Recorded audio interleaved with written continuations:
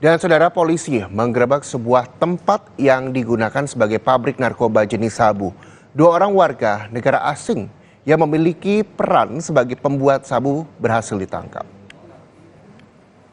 Sebanyak 20 kg sabu dan 17.000 ml sabu cair disita Direktorat Tindak Pidana Narkoba Barreskrim Polri dari pabrik narkoba yang berada di apartemen Bandara City, Tangerang, Banten.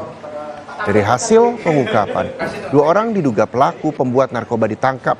Selain 2 orang tersangka WNA, terdapat 3 orang yang masuk dalam daftar pencarian orang.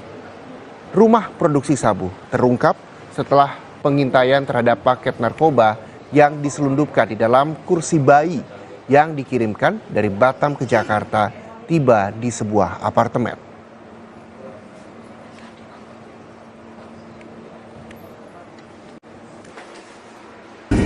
Berhasil mengungkap sindikat perdagangan gelap narkoba jaringan China di apartemen Bandara City, Tangerang.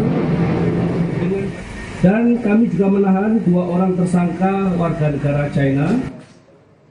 Nah, ini yang ditunggu-tunggu nih Reza dan juga saudara di Sapa Indonesia. Pekan kali ini kami akan ajak Anda untuk mengobrol dengan pianis dunia berdarah Indonesia, George Harliano.